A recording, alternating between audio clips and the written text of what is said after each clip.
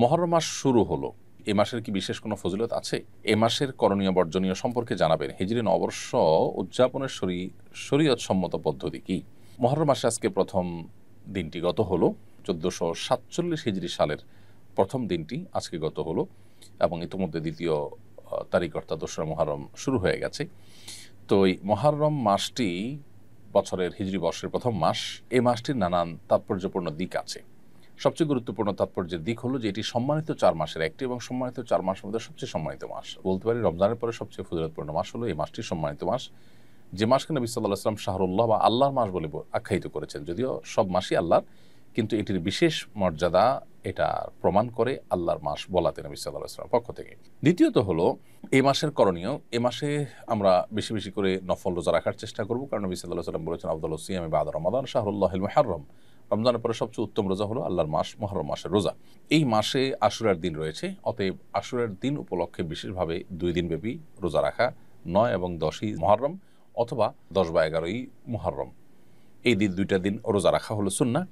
এবং সেই সাথে এই দিনে আল্লাহ রাব্বুল আলামিন পূর্বের বিভিন্ন জাতিকে আল্লাহ তাআলা তাদের তওবা কবুল করেছেন, অনেককে আল্লাহ তাআলা উদ্ধার করেছেন, যেমন নাকি মুসা আলাইহিস সালামের নেতৃত্বে বনী ইসরাঈলকে আল্লাহ তাআলা বিপদ থেকে উদ্ধার করেছেন। তো আরও অনেক ঘটনা এই দিনে ঘটেছে, সেই কারণে দিনটি নানা কারণে তাৎপর্যপূর্ণ, এই দিনটি রোজা রাখা। আর মুহররমকে কেন্দ্র করে নানা রকমের বিদআত এবং অপসংস্কৃতি চলমান আছে, সেগুলো থেকে আমাদেরকে বিরত থাকতে হবে, যেমন মাতম তাজিয়া মিছিল ইত্যাদি করা। এই দিনে অর্থাৎ আশুরার দিনে কালবারাতি হোসেন রাদিয়াল্লাহু তাআলা নবী সাল্লাল্লাহু আলাইহি ওয়াসাল্লামের প্রিয় দৌহিত্র, তিনি শাহাদাত বরণ করেছেন নির্মমভাবে জালিমের হাতে।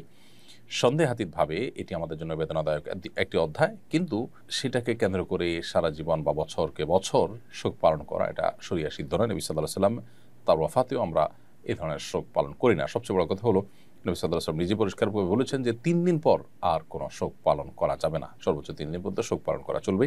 একজন নারী যিনি স্বামী হারিয়েছেন, স্বামী মারা গেছেন, তার তিনি 4 মাস 10 দিন পর্যন্ত শোক পালন করবেন। এছাড়া আর কোনো বছরকে বছর ধরে শোক পালন করার কোনো অপশন শরীয়তে নেই। সেসব কারণে তাজিয়া মিছিল ইত্যাদি এবং শোকের পোশাক পরা, মাতম করা, নিজের দেহে নিজে আক্রমণ করা এবং আরও নানাবিধ বিদআত আমাদের সমাজে প্রচলিত আছে, সেগুলো মুহররমকে কেন্দ্র করে আমরা বর্জন করে চলতে হবে, কারণ এগুলোর সাথে ইসলামের কোনো সম্পর্ক নেই। হিজরি নববর্ষকে স্বাগত জানিয়ে 2-1টি জায়গায় আনন্দ মিছিল হয়েছে, এ ব্যাপারে শরীয়ী কোনো নিষেধাজ্ঞা আছে কিনা?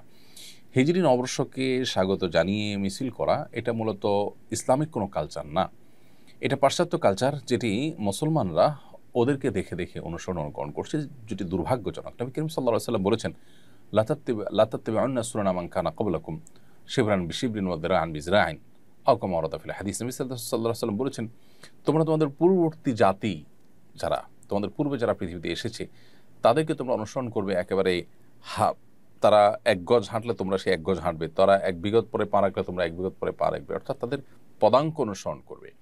তখন সাহাবা ইকরাম বলেছিলেন, হে আল্লাহর রাসূল, তারা কি ইহুদিরা? নবী সাল্লাল্লাহু আলাইহি ওয়াসাল্লাম বলছেন, হ্যাঁ, তারা ছাড়া কারা? তো এই যে ইহুদি নাসারারা, তাদের অনুকরণ করতে গিয়েই মূলত আজ নবী সাল্লাল্লাহু আলাইহি ওয়াসাল্লামের সেই ভবিষ্যদ্বাণীর বাস্তবায়ন আমরা দেখতে পাচ্ছি। সেটা করতে গিয়ে মূলত তারা যেরকম খ্রিস্টীয় নববর্ষকে উদযাপন করে, ঠিক একইভাবে আমরাও হিজরি নববর্ষকে উদযাপন করছি।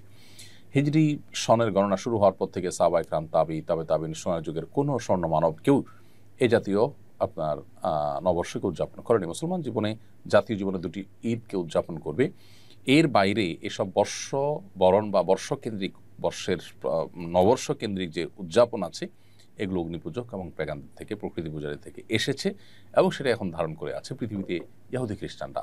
দুর্ভাগ্যজনকভাবে মুসলমানরা সেদিকে পা বাড়িয়েছে, তাদের নিজস্ব কালচার এবং সংস্কৃতি যা আছে সেটা তারা অনেকে ভুলে গেছেন। এজন্য এটা বর্জন করা উচিত, এটা আমাদের সংস্কৃতির সাথে সাংঘর্ষিক।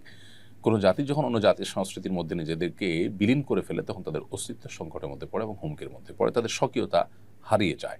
আমি 25 বছর বয়সী একজন যুবক, আমার পরিবার বারবার বিয়ের জন্য চাপ দিচ্ছে, কিন্তু আমি এখনও মানসিকভাবে প্রস্তুত নই এবং দিনদার কোনো পাত্রীর খোঁজও পাইনি।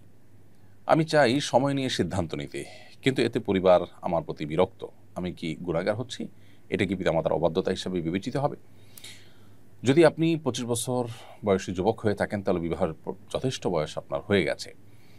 এমত অবস্থায় আপনার চরিত্র হেফাজতের জন্য বিবাহ করাটাই হলো শরিয়ার নির্দেশনা। সেক্ষেত্রে আপনার পরিবার যখন বিবাহের জন্য আপনাকে চাপ দিচ্ছেন, তাহলে সেটা শরিয়ার চাহিদাকেই তারা বাস্তবায়ন করতে চাচ্ছেন, তাদের এই চাপ দেওয়াটা অযৌক্তিক নয়। এখন প্রশ্ন হলো যে আপনি এই মুহূর্তে বিবাহ করার জন্য শারীরিকভাবে প্রস্তুত কিনা। শরিয়াত দৃষ্টিকোণ থেকে মহর এবং স্ত্রীর ডাল ভাত জোগাড় করার মতো অবস্থা থাকলেই আপনি বিবাহ করতে পারেন। বিশেষ করে যদি চরিত্র হেফাজত করাটা ডিফিকাল্ট হয়, এই যুগে সবার জন্য ডিফিকাল্ট, পরিবেশটাই অত্যন্ত চ্যালেঞ্জিং। তো এই পরিবেশে যদি আপনি বিবাহ করলে আপনার ঈমান, আমল, আপনার তাকওয়া, চরিত্র হেফাজত করতে সহজ হয়, তাহলে বিবাহ করাটা আপনার কর্তব্য। একদিকে আপনি উপযুক্ত বয়স হয়েছে আপনার, দ্বিতীয়ত হলো বাবা মার নির্দেশ আছে, তৃতীয়ত হলো আপনার বিবাহের নিড আছে, এবং চতুর্থত হলো আপনার সামর্থ্য আছে। তাহলে আপনার তাদের এই নির্দেশনাকে ডিনাই করাটা অন্যায়। হ্যাঁ, আপনি যদি উপযুক্ত পাত্রী খোঁজার জন্য যৌক্তিক সময় নেন, যে 2 মাস, 4 মাস, 6 মাস, তাহলে সেক্ষেত্রে সেটা অন্যায় হিসেবে বিবেচিত হবে না, কারণ অপাত্রে উপযুক্ত ক্ষেত্রে আপনাকে বিবাহ করতে শরীয়ত নির্দেশ করে না। তবে অহেতুক আপনি মাসকে মাস, বছরকে বছর বিলম্ব করবেন, তথাকথিত পায়ে দাঁড়াবার নাম করে অনেক বেশি দেরি করবেন, এই সমস্ত বিষয়গুলো যদি আপনাকে বিবাহ বিলম্ব করতে উদ্বুদ্ধ করে, তাহলে সেটা হবে আপনার ভুল। তবে বাবা মার এই নির্দেশনা আপনার জন্য মানাটা ফরজ নয়, বিশেষ করে যখন সেটি বাস্তবায়ন করাটা আপনার জন্য চ্যালেঞ্জিং। আপনি দিনদার পাত্রী পাচ্ছেন না, একটু সময় নিচ্ছেন, খুঁজছেন, তাহলে এক্ষেত্রে আপনার বাবা মার চাপাচাপিতে আপনার বদ্দিনদার কোনো মেয়ে, জেনাতনের কোনো মেয়ে বিয়ে করতে আপনি বাধ্য নন। এটি হলো মৌলিক কথা। আমি আমার স্ত্রীকে দাওয়াতি কাজে সহযোগী বানাতে চাই, কিন্তু তিনি আগ্রহী নন। স্ত্রীকে দাওয়াতি কাজে সহযোগী করতে কিভাবে উদ্বুদ্ধ করা যেতে পারে? আপনার স্ত্রী যদি বই পড়তে পছন্দ করেন, তাহলে ভালো ভালো কিছু মোটিভেশনাল বই পড়াতে পারেন তাকে, যে বইগুলো তাকে দায়ী হওয়ার প্রতি আগ্রহী করে তুলবে। আর যদি বই পড়ার অভ্যাস তেমন না থাকে, তাহলে সেক্ষেত্রে আপনি তাকে ভালো দাওয়াতি কাজ করেন এবং তিনি তাদের দ্বারায় প্রভাবিত হতে পারেন এরকম ব্যক্তিদের সাথে তার পরিচিতি যেন ঘটে, তার সাথে ওঠা বসা যেন ঘটে, সেই ব্যবস্থা আপনি করবেন, সেই উদ্যোগ আপনি নেবেন। যদি সেটা নেন, ইনশাআল্লাহ আশা করা যায় যে আপনি তাকে দাওয়াতের পথে আনতে পারবেন। আস-সুন্নাহ ফাউন্ডেশন, উম্মার স্বার্থে সুন্নাহর সাথে।